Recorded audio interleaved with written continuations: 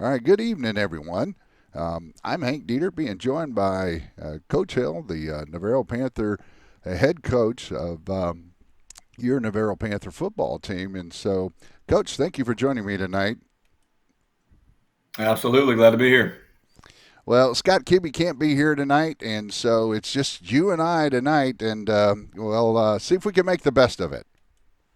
Yeah, we'll make it work.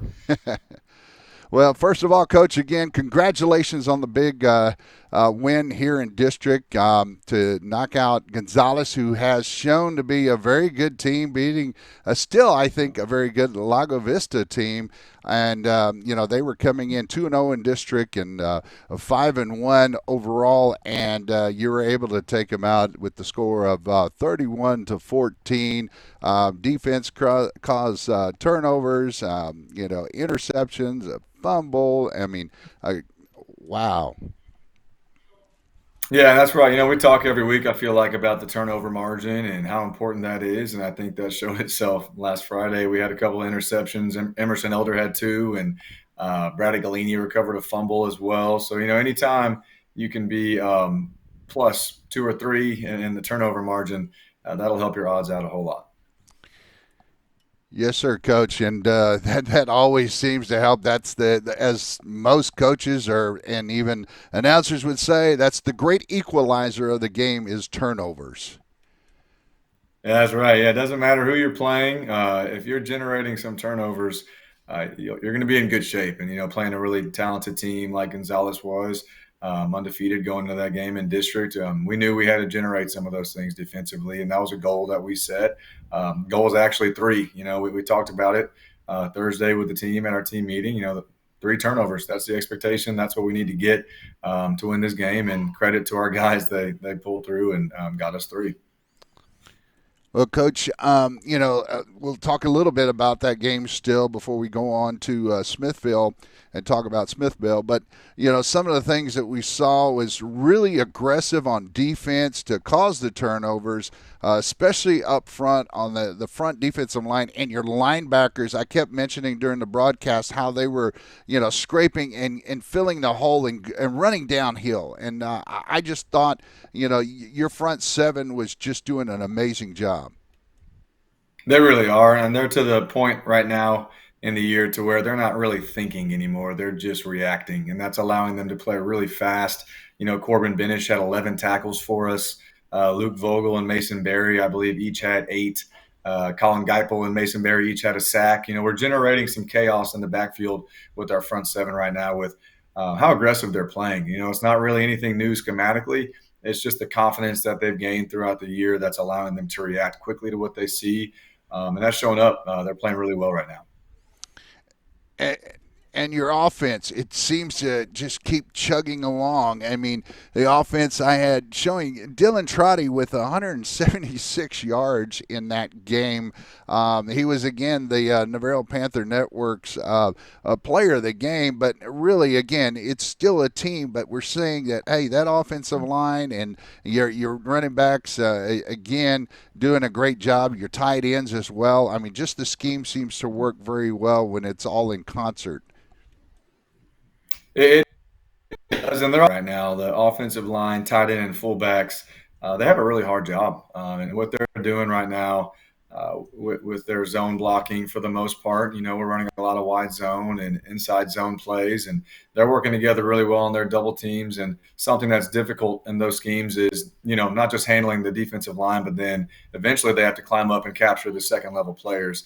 And they're doing a great job at that up front with their offensive line. And then when you got a guy like Dylan Trotty running behind it, he's able to turn some really good plays into great plays, especially, running behind Isidro Roca, our fullback right now. I don't know if there's a guy in our district playing their position as well as Isidro's playing his. He really is special. And what he's doing doesn't really fill up the stat sheet, but he is absolutely invaluable to us right now with everything he's doing for our offense. Well, I bet he's on his fifth or sixth face mask by now because you had said he'd gone through four. Yeah, he's keeping Riddell in business for us right now, and hey, but that's good. He's keeping his head up and out of contact, so that means he's doing it clean. But he's a very physical player, that's for sure. And coach, on the special team side, you got a 32-yard field goal by Crowell, and he nails it. And his first one of the year. I know it comes late in the season, but it was one of the first attempt at a field goal, and he makes it. He nails it. So you have to be proud about that.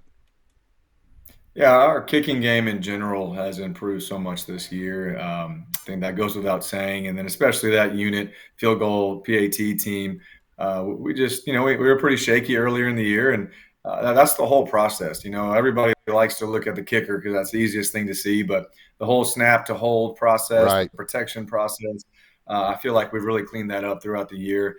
And Hagan he's a worker. He's there throughout practice, finding any 5-minute segment he can to go get some extra kicks in. School finishes up. We finish up our lifting and our meeting, and you walk by the field. He's out there working with Coach Neubauer every single day. It's no surprise that he's improved as much as he has, and he really is a weapon for us now with his field goals, his PATs, and his kickoffs as well. He's placing those really great. Well, thank you, coach. So now we move on to your next opponent, Smithville. Smithville is a team that you just never know until you play them, and you got to go to their house and play them there. Yep. And so there's always that unknown. And so how have you handled that this week, and being particularly for us as fans, we say this could be a trap game, and for the Panthers, it's do or die. We have to win this thing out all the way to have a chance to get to the playoffs. Right. As far as we're concerned, the playoffs started last week for us, Right. just because it's do or die, starting with the Gonzalez game. We've got no room for error. We've got, we can't have a my bad. We can't have a lapse in a bad game. No more of that. That can't happen. If it does, I think we all know the result of that in the long run. If we want to have a chance to make it in the playoffs, we ultimately control our destiny with that. And the best thing we can do is continue to play well and try to win these games. And it starts with Smithfield this week, and they've got some talented players, a really good running back, quarterback, some good outside linebackers that do make them really dangerous. And much like us, we've had some games to where we would have loved to be on the other end of the outcome with some wins. So we definitely understand what that feels like, and we know teams that are backed up in a corner are dangerous. And I think that's Smithville right now. They're a very capable team. They're well coached. They have great schemes. But for us, it's no different. You asked about what we're doing this week to prepare for that. We treat every opponent the same, whether we're playing the Dallas Cowboys or somewhere in between. We're going to have a nameless, faceless opponent. The real standard is us. Can we continue to practice at a high level? And I think every single week this year we've improved, not just in the games, but Monday through Thursday has been a big process for us, and we're becoming a really good practice team, and the staff's really proud of that. So if we continue with that trend, I think we're going to play well. Teams that practice well play well, and we'll have to get it done on Friday night. Yeah, you talked about some of the players that they have. They do have some speed that could break loose in space. And, specifically, is it about, I know you talk about not doing much different, but is there ways that you have to work on, specific drills in being in space that help the team better? Do you focus a little more on certain drills, or is it just the same drills you normally run? For the most part, it is the same drills. So much of it comes down to recognition defensively. Can we recognize their sets and their formations? And we watch a whole lot of film with our athletes, and they're really intelligent guys. I mean, they really are. They're mastering not just what we're doing, but they watch a ton of film, and from their sets and from their alignments, we have some clues to where, okay, I think we might know what's coming here. Now, whether or not we can stop it, that's the challenge of football. We got some smart guys that are going to be in good position, and open space, open field tackling. That's hard. That's a really difficult thing to do. You turn on a game on Sunday, and the NFL guys, you get in a one-on-one situation in space. That's easier said than done. We Right. can all be like, man, you got to make that tackle, but that's not that easy. So we definitely do work that constantly. We're starting practice almost every single day with our tackle circuit. How do we tackle in space? How do we work together as a unit to understand my leverage on this tackle, knowing I've got help coming from a certain angle? So definitely are working on that this week. Yeah, so offensively, I would expect you to say, well, we're not doing anything different. The zone stretch plays and things that you run, allow your running back, and Trotty's done a great job of having the vision, knowing when to cut back, making nice little jump cuts here and there, or slight, subtle moves enough to get his blockers in a position, where the defender moves that way, and all the blocker has to do is just stay with their guy with the same momentum, and he does a great job with that. But the offensive line and your other offensive blockers in that case, your running backs and also your tight ends. I mean, I think they've all started to pick up well on that. They have, and that's something we refer to as riding the wave. When the offensive line and our back is they're moving in unison. I've never surfed once in my entire life, but I guess that phrase is stuck with us. So we like to ride the wave on those zone plays, and we do. We've got some backs that can see the cuts and they stick their foot in the ground and get vertical. At the same time, I think we're maturing as an offense. We're finding what we're good at. We're finding our strengths and our weaknesses, and then from that, we're now starting to expand. We've got some good skill players surrounding our offense, not just Dylan's obviously phenomenal, but we've got some other guys playing tight end, receiver, some other running backs that are weapons with the football in their hands.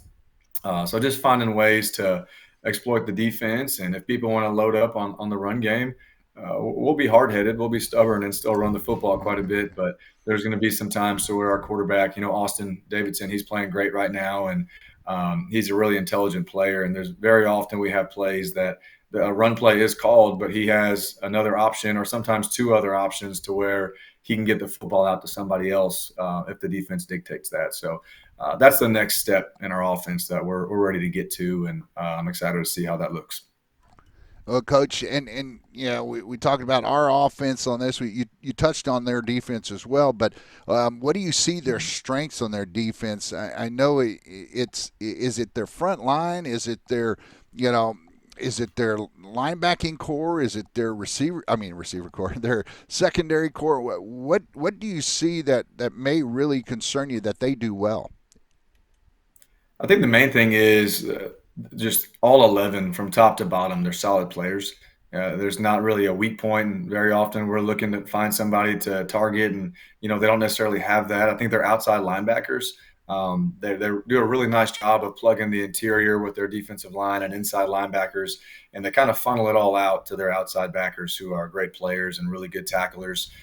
So it'll be pivotal in the game to can we handle it up front and still attack the interior of the defense like we'd like to, and then B, when we do have to bounce the run, do we have a hat for those outside linebackers? Because very often they're left unblocked in the way they run their scheme. So we're going to have to be creative and having guys to block those outside linebackers. And on special teams, they do have a couple speed burners over there where they can take, and if they're, again, we talked about if they get in space.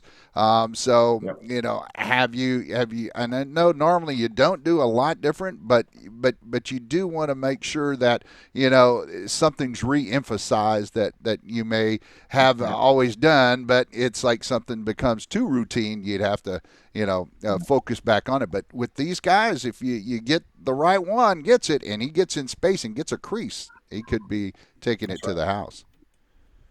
That's right. Well, we're going to definitely try to avoid that. We're going to have to be Yeah. on our keys, and that is something that we know. Everybody puts some dangerous guys back there on the kickoff return and punt return situations, and we'll have to have great ball placement. And someone in the special teams unit, he's playing offensively as well. But Riley Blevins, as much as our kicking game has improved this year, if you just go back and watch our kickoff unit throughout the season, he's a guy that is now he's not just doing his job, he's making an impact. There's two or three times last Friday to where we had him pinned inside the 20, another time inside at the 14-yard line. And that kid, he flies down the field, kind of controlled chaos. He runs down and beats everybody else down the field. He knows his job is to be the first to the point of attack, and he's doing that really well. And the big thing that's showing up is now we got guys down there making plays. We're starting to trust the schemes, starting to have good placement with those kicks, and everyone's going to put somebody dangerous back there, and we like to think that we're going to run down some guys that are pretty dangerous as well. We need to meet force with force. Great. Thank you, Coach, on that. I mean, great information, and what we like to see is now at this point in the show, or like to hear is what really when you look at this specific team that you're playing, Smithville Tigers. What are going to be Mhm. your three keys to victory? You think this week? We need to control their explosive players. Got it off and on this show already. They've got some guys offensively that can go the distance. And it's going to come down to, can we recognize fronts? Can we make our calls quickly? Can we get lined up and react? I think that's what we did so well last week defensively is we weren't waiting. We were reacting instantly and playing fast. We got to continue to play fast. And then, offensively, I think it all comes down to we have to establish the run. That's always the goal. We're a run first football team. But could we take advantage of some quick game? We got some receivers on the outside. Perimeter blocking has been a real point of emphasis for us the last couple of weeks. We've been really close on some of our quick screens and tunnel screens out there. We're just one block away from some really explosive plays. So point of emphasis all week in practice has been that perimeter blocking. So hopefully that shows up in this game.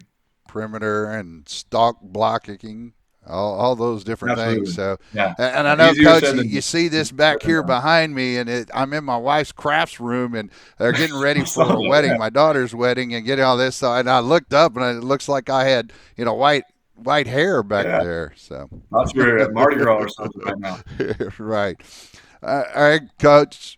Again, thank you for joining me tonight and also putting on this show every week. We really appreciate it. We'll run it on Geronimo-Zorn TV YouTube channel, and then we'll run it pregame show at 6:45 p.m. or so before we get the pregame show itself started and kick off at 7:30. All right, well, that sounds like a good deal. I always appreciate y'all doing everything you do for our program and spreading the love for our guys. That's great. Well, Coach, if you didn't hear, I mean, we saw it on YouTube, but we had over 2,500 viewers this last week for the game, and so that was our highest rated game for this year so far. So yeah, homecoming brought in the big crowd. That's awesome. That's awesome. Well, y'all are doing a great job, and our broadcast team with the students are doing amazing as well. Yes. We're just so thankful for everything y'all are doing for Navarro. Well, yeah, you're quite welcome, Coach, and we wish you the best of luck against Smithville. And so I'll let you go ahead and say your final thoughts, and we'll get out of here. All right. Hopefully, we put on a good show Friday night. Continue, backs against the wall. Really proud of our guys last week for stepping up, and it's time to step up again. Hopefully, this is a good night for us. And Scott, we missed you on here tonight. We'll Yeah. see you next time. Okay.